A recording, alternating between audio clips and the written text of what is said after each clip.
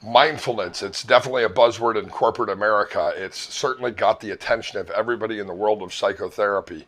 And mindfulness is taught in schools, it's taught to the military, and chances are you've encountered mindfulness in one setting or another. And you probably even practice mindfulness because we know that the benefits are so powerful. In this short tutorial, what I want to be able to do is really focus on the idea of mindfulness as it relates to acceptance and commitment therapy. Mindfulness is a core foundation of ACT therapy. You really can't practice or be doing acceptance and commitment therapy without having a very strong mindfulness-based component. This means teaching it to your clients. It means practicing it with your clients. It means giving mindfulness-based stress reduction strategies and techniques as homework to your clients, and ask them for feedback about their experience with mindfulness. Mindfulness is all about staying in the present moment.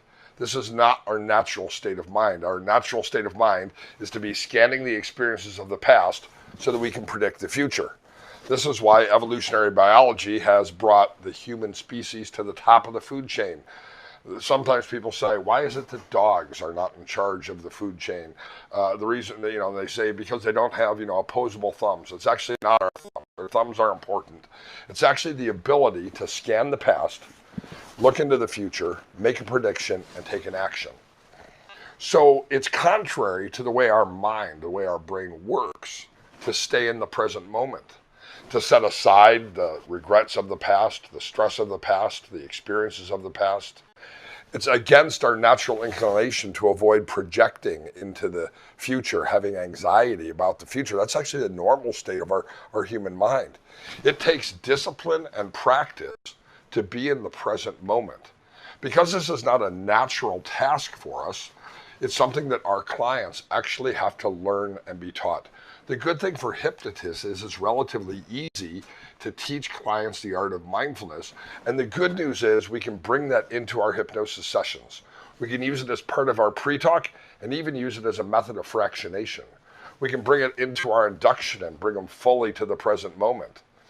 We can use it as hypnotic suggestion, direct suggestion, to be mindful, to be fully present. And we can use it as post-hypnotic suggestion that they'll practice, that they'll learn, that they'll evaluate their experiences as a practitioner of mindfulness. So mindfulness has a lot of different places in hypnosis, and it certainly does in acceptance and commitment therapy. As I said a moment ago, you can't practice ACT therapy without training and teaching mindfulness. So mindfulness, the way I teach it to my clients, is as a simple strategy. And so I'm going to teach it to you as I teach it to my clients. As you're viewing this video, simply take in a breath and pay attention to the breath. Become an observer of the breath. The reason why in mindfulness we pay attention to the breath is because we always have our breath with us no matter where we go. It's also something we've been doing mindlessly. We haven't really been thinking about our breathing. We've been breathing since the first day of life. We'll breathe to the last day of life. We usually do it unconsciously.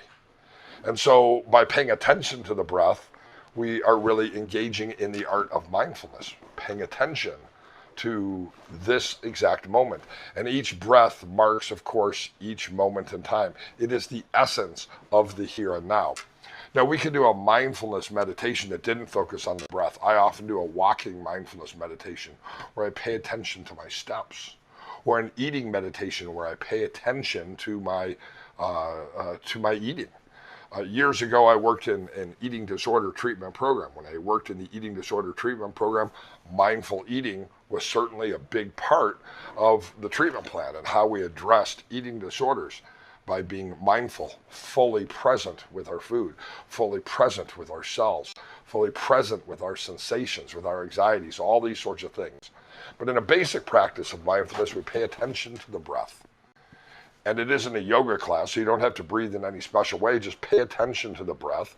Observe the in, the out, the rate of breathing, the temperature of breathing, which nostril is more open than the other.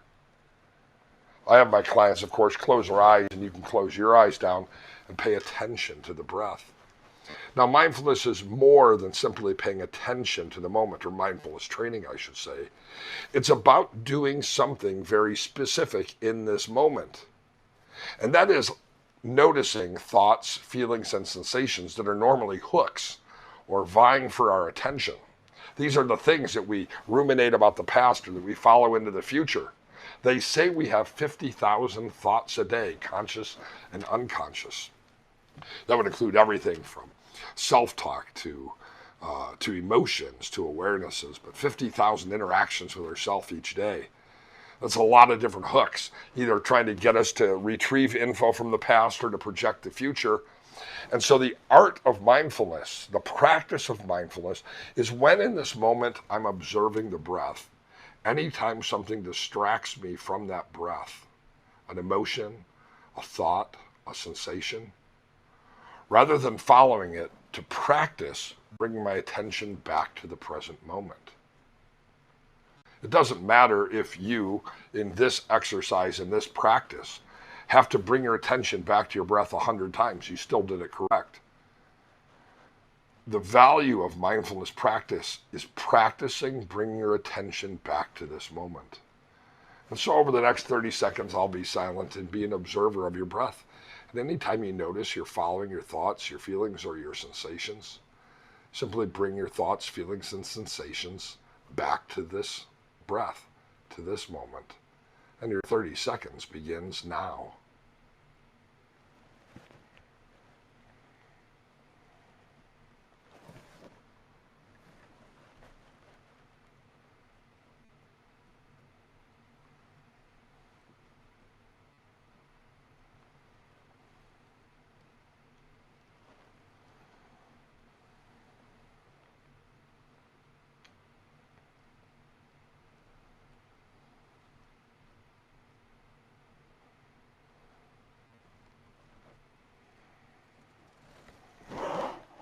Now with the next breath, simply breathe in, pay attention to that breath. Let a smile come on your face and open your eyes, feeling your very best, having practiced a basic strategy in mindfulness.